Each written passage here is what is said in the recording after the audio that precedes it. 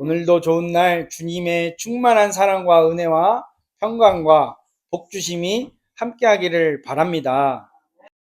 자, 어느 작은 마을에 어린 소년, 그러니까 우리 보요리만큼, 준혁이만큼 그런 소년이 살고 있었어요. 어느 날 그 소년에게 아주 특별한 편지를 한 통 받게 됩니다. 봉투를 열어보니까 그 안에는 아주 화려해. 금빛 찬란한 금색으로 만들어진 초대장이 들어있는 거야. 그 초대장에는 이렇게 쓰여 있습니다. 아무개 어린이를 왕궁의 생일잔치에 초대합니다. 이날 참석하는 모든 어린이에게 평생 잊지 못할 선물을 준비했습니다. 그걸 보고 그 소년이 너무 신이 났어요. 그런데 신기한 것은 그 초대장의 뒷면에 또 이렇게 적혀 있는 거예요. 잔치에 오실 때에는 반드시 받은 초대장을 들고 오세요. 가지고 오세요. 라고 쓰여 있는 거예요. 근데 소년은 내가 초대받은 사람인데, 내가 이 편지를, 이 초대장을 받은 사람인데 누가 나를 모르겠어. 그리고 이렇게 멋진 초대장은 내가 가져서 잘 간직하고 싶단 말이야. 다시 돌려주고 싶지 않단 말이야. 하면서 그 초대장을 자신의 책장 서랍장에다가 넣어 두었어요. 소녀는 이제 잔칫날이 다가올수록 자신의 친구들에게 막 자랑하는 거예요. 나 왕궁에 간다? 진짜? 응! 나 진짜 초대받았어! 드디어 잔칫날이 되었어요. 소녀는 가장 좋은 옷을 입고 왕궁 앞에 도착합니다. 문지기, 그러니까 문을 지키는 사람, 그분이 소년에게 말해요. 초대장을 보여주세요. 소년은 그제서야 깜짝 놀랐어요. 주머니를 뒤지기 시작해요. 근데 없네. 어디에 뒀지? 아, 맞다. 내 서랍장에다 뒀지. 그래서 집에 자신의 책상 서랍장에 넣은 것이 생각나서 급하게 받은 초대장을 가지러 다시 집으로 뛰어갔지만 그 사이 왕궁의 잔치는 시작이 되었고 왕궁의 문은 굳게 닫혔어요. 사랑하는 여러분, 초대받은 것만으로는 충분하지 않아요. 중요한 것은 초대에 합당하게 응답하는 사람만이 그 자리에 들어갈 수 있는 거예요. 오늘 예수님께서 들려주시는 비유가 바로 이것을 우리들에게 가르쳐 주시는 말씀이에요. 예수님께서 하늘나라, 곧 천국에 대해 많은 비유를 통해 우리에게 전해 주셨습니다. 비유라는 것은 어려운 진리를 우리가 이해할 수 있도록 일상 속의 이야기로 풀어서 설명해 주는 말을 가리킵니다. 예수님은 천국을 한 가지로만 설명하지 않았어요. 어떤 때는 겨자씨, 어떤 때는 진주, 장사꾼, 어떤 때는 그물로 비유하셔서 전해 주셨어요. 그만큼 천국은 우리의 상상을 뛰어넘는 풍성하고 놀라운 곳이 하늘나라 천국입니다. 자, 그럼 오늘 우리가 함께 살펴보는 비유는 그 중에서도 매우 중요한 천국의 비유입니다. 왕, 즉 임금이 자기 자신들을 위해서 자기 아들을 위해서 혼인 잔치를 베푼 임금의 이야기예요. 이 짧은 이야기 속에는 천국의 비밀이 있습니다. 그리고 마지막 시대를 살아가는 우리가 반드시 알아야 할 진리가 담겨 있습니다. 우리가 같이 읽지는 않았지만 오늘 본문의 말씀 앞에서 예수님은 이렇게 이야기를 시작합니다. 천국은 마치 자기 아들을 위하여 혼인 자친을 뱀푼 어떤 임금과 같으니라. 이 왕은 자기 외아들의 결혼을 위해서 오래전부터 잔치를 계획하고 있었어요. 가장 좋은 음식, 가장 귀한 손님, 가장 화려한 장식, 이렇게 모든 것이 준비가 되었어요. 왕은 그날을 위해서 미리 사람들에게 초대장을 보냅니다. 그리고 잔치 당일 왕은 종들을 보내요. 왕의 종들이 이제 외칩니다. 아, 이제 잔치가 시작됐어요. 어서 들어오세요. 왕이 초대했어요. 왕이 직접 우리를 초대했어요. 자, 어서 들어오세요. 그런데 놀라운 일이 벌어졌어요.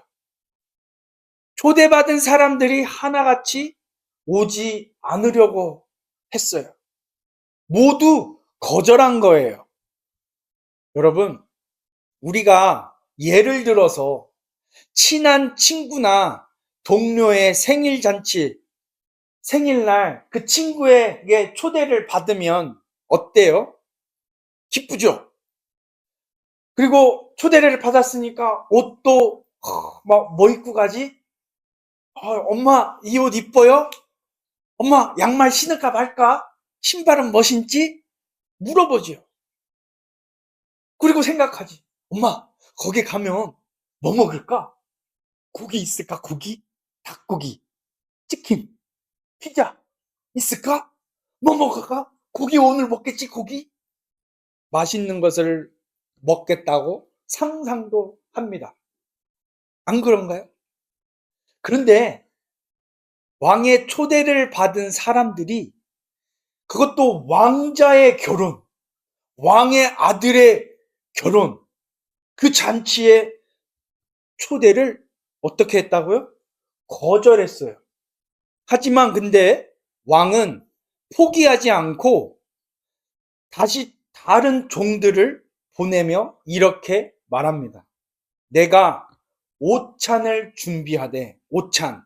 그러니까 점심밥, 점심밥, 점심밥, 점심 식사에 나의 소와 살찐 짐승을 잡고 모든 것을 갖추었으니 어서 혼인잔치에 오소서 하라.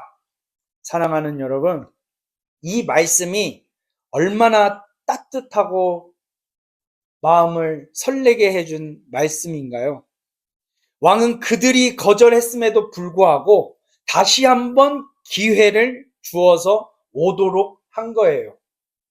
이것이 바로 우리를 향한 하나님의 오래 참으심이다라는 거예요. 한번 따라할까요? 하나님의 오래 참으심. 네. 우리가 거절하고 외면해도 하나님은 또다시 우리를 부르고 계십니다. 이제 종들이 다시 가서 왕의 말을 전하는 거예요. 그러나 사람들의 반응은 여전히 차가웠어요. 그들의 거절하는 모습에 몇 가지 유형이 있어요. 첫째 사람은 나는 밭에 나가야 합니다. 라고 했어요. 자기 일이 왕의 초대보다 더 중요하다고 생각한 거예요. 두 번째 사람은 나는 장사를 해야 합니다. 했어요. 자신이 돈 버는 일이 왕의 잔치보다 더 가치가 있다고 생각한 거예요. 여러분, 이 모습은 바로 오늘 이 시대를 살아가는 세상의 모습입니다. 하나님께서 부르시는데, 제가 교회 가야 하는데 일이 바빠서요. 예배는 드리고 싶은데 제가 돈을 벌어야 해서요. 오후에 일 나가야 해요. 신앙생활 하고 싶은데 시간이 없네요. 이렇게 핑계는 끝도 없습니다. 더 충격인 것은요, 세 번째 부류의 사람들입니다. 그들은 왕이 보낸 종들을 잡아서 모욕하고 심지어는 죽여버렸어요. 이는 단순한 거절이 아니라 적극적인 반항이며 악한 것이에요. 왕은 그 소식을 듣고 진노합니다. 이제 왕의 군사들을 보내어 그 살인자들을 진멸하고 그들이 살던 동네까지 불사르셨습니다. 사랑하는 여러분, 하나님은 사랑이십니다. 그러나 동시에 공의의 하나님이십니다. 끝없이 거절하고 핍박하는 자들에게는 반드시 심판이 임합니다. 이것은 마지막 시대를 살아가는 우리에게 매우 중요한 경고와도 같아요.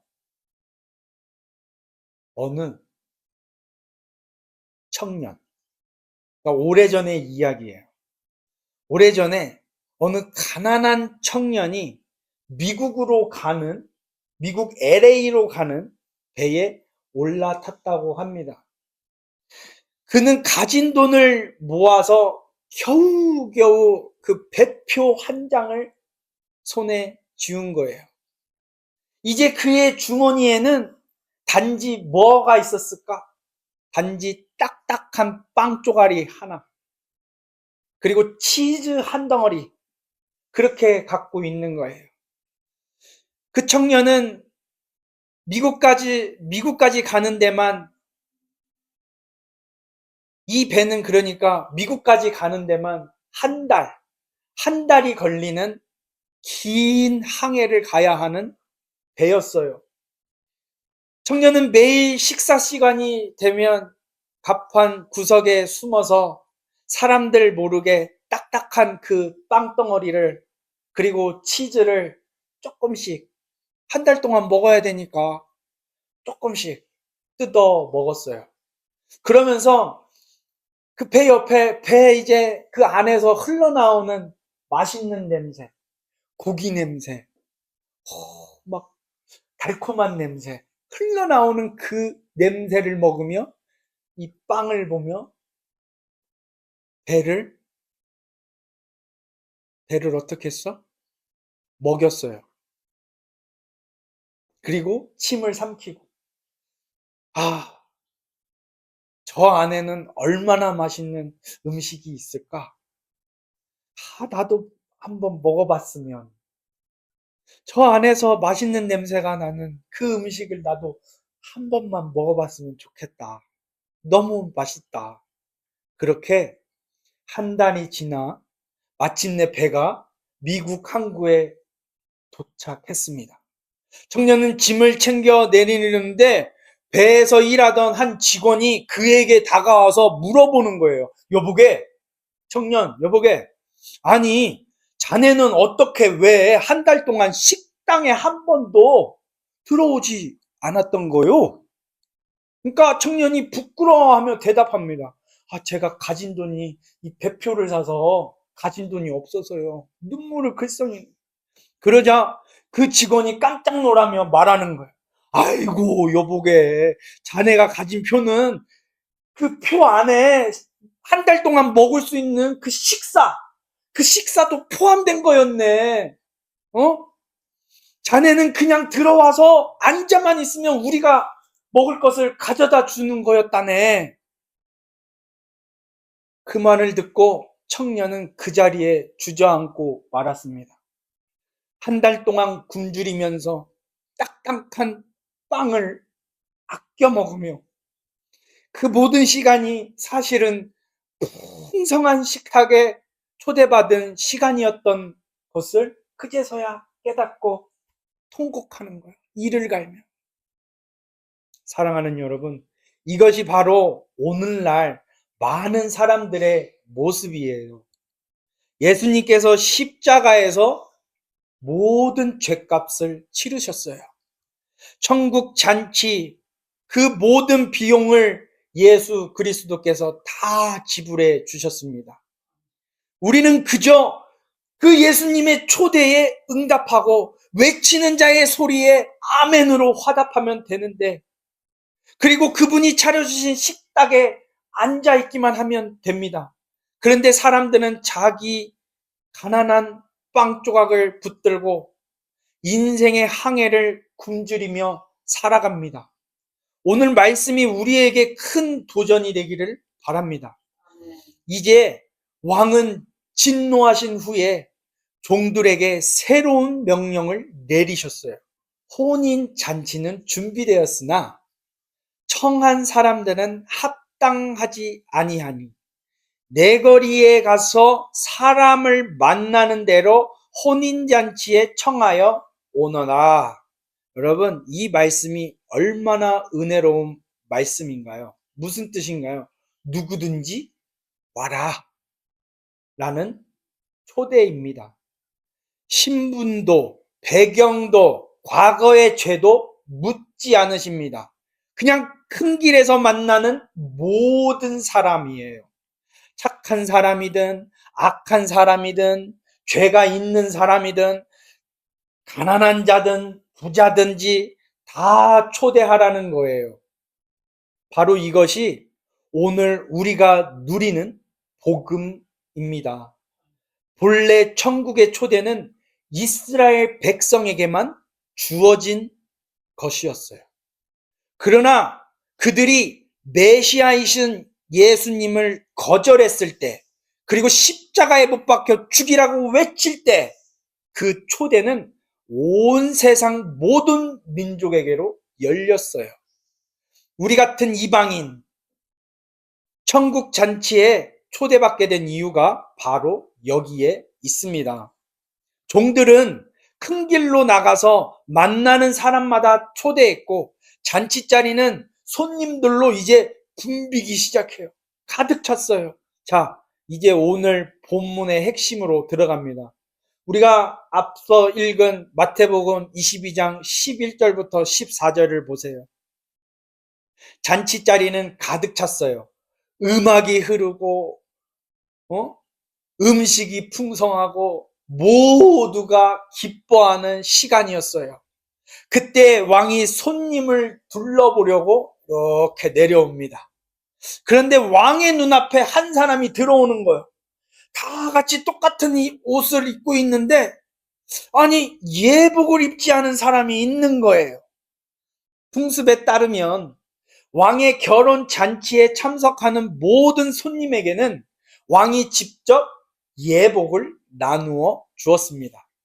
입구에서 그 옷을 받아 입고 들어가는 것이 잔치의 예법이었어요. 그러니까 이 사람은 예복을 받지 않았거나 받았는데 거부하고 자기 옷을 입고 그대로 들어온 사람이라는 거예요. 그래서 왕이 물어봅니다. 친구여, 어찌해서 그대는 내가 준 예복을 입지 않고 여기 들어왔느냐? 그 사람은 그 왕의 말을 듣고 아무 대답도 하지 못합니다. 핑계댈 말이 없던 거예요. 왜냐하면 예복은 공짜로 누구에게나 주어졌기 때문입니다. 그가 입지 않은 것은 단지 그의 선택이었어요. 그래서 왕은 말합니다. 그의 손발을 묶어 성 바깥 어두운 데로 내던지라. 거기서 슬피 울며 이를 갈리라. 그리고 예수님께서는 이 비유를 다음과 같은 말씀으로 마무리하십니다. 청함을 받은 자는 많되 택함을 입은 자는 적으니라. 한번 따라할까요? 청함을 받은 자는 많되 택함을 받은 자는 적으니라. 네. 사랑하는 여러분, 그렇다면 이 예복은 무엇일까요? 성경은 분명하게 말씀하고 있습니다. 이 예복은 바로 예수 그리스도를 믿음으로 입는 의의 옷, 즉 구원의 옷입니다. 이사야 61장 10절은 이렇게 말씀해요. 내가 여호와로 말미암아 크게 기뻐하며 내 영혼이 나의 하나님으로 말미암아 즐거워하리니 이는 그가 구원의 옷을 내게 입히시며 공의의 겉옷을 내게 더하심이라. 여러분, 우리는 우리 자신의 의로 천국에 갈 수 없습니다. 우리의 선행, 우리의 노력, 우리의 도덕성으로는 절대로 거룩한 그 잔치에 들어갈 수 없어요. 우리에게는 예수님께서 십자가에서 흘려주신 보혈로 깨끗하게 된 의의 옷이 필요합니다. 그런데 놀라운 사실은 이 예복이 얼마라고요? 공짜라는 거예요. 공짜. 왕이 직접 나누어 주셔요.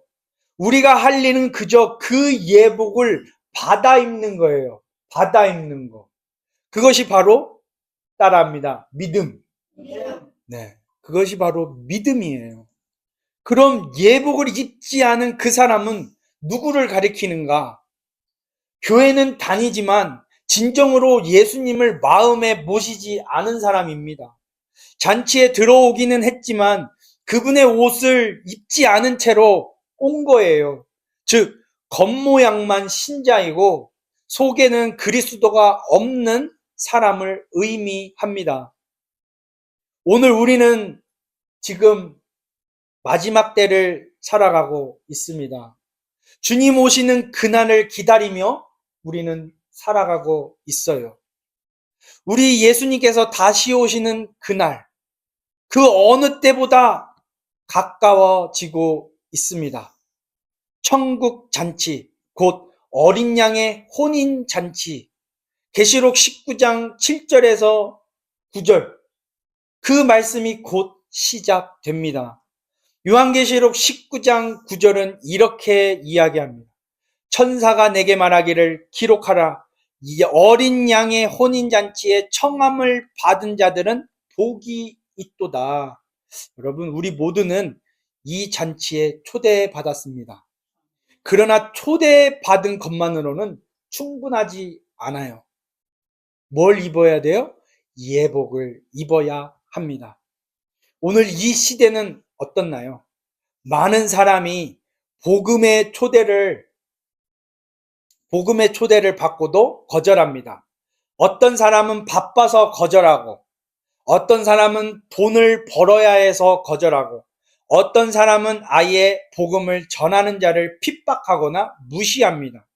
또 어떤 사람은 교회는 다니지만 진정한 믿음의 예복을 입지 않은 채 그저 형식으로만 그 자리를 채우고 있습니다. 여러분, 주일에 예배당 의자에 앉아 있다고 해서 모두가 천국에 들어가는 것은 아니에요. 예수 그리스도를 나의 진정한 주인으로 모시고 주님의 보혈로 입혀진 사람만이 그 잔치에 합당한 자로 인정을 받을 것입니다. 사랑하는 여러분, 오늘 말씀을 마무리하면서 우리 자신을 돌아봅니다. 첫째, 따라하겠습니다. 이미 예수님을 믿고 구원의 예복을 입은 분들이 있다. 네, 정말로 복받은 사람이에요. 그 믿음을 주신 하나님께 날마다 감사하고 그 예복이 더럽혀지지 않도록 거룩한 삶을 살아가시기를 바랍니다.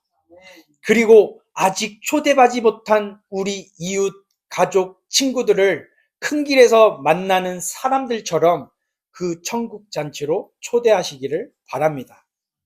둘째는 혹시 오늘 이 자리에 계신 분 중에 아직 예수님을 인격적으로 만나지 못한 분이 있다면, 또는 교회는 다니지만 구원의 확신이 없으신 분이 있다면 오늘 바로 그 예복을 입는 날이 되시기를 바랍니다.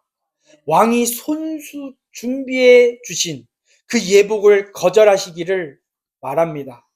그것은 공짜예요. 그러나 그것 없이는 결코 천국 잔치에 들어갈 수 없습니다. 셋째, 따라하겠습니다. 날마다 기도하자. 네. 주님, 저에게 참된 믿음을 주세요. 저를 구원의 예복으로 덧입혀 주세요. 마지막 그날 어린 양의 혼인잔치에서 주님과 함께 영원토록 기뻐할 수 있도록 그런 내가 되게 해주세요. 성령님 도와주세요. 라고 말입니다. 말씀을 마칩니다. 사랑하는 여러분, 청함을 받은 자는 많지만 택함을 받은 자는 적습니다. 우리 모두가 청함을 받은 자일 뿐 아니라 택함을 받은 자가 되시기를 예수님의 이름으로 축복합니다. 우리 찬양 부르고 기도하겠습니다. 기도하겠습니다.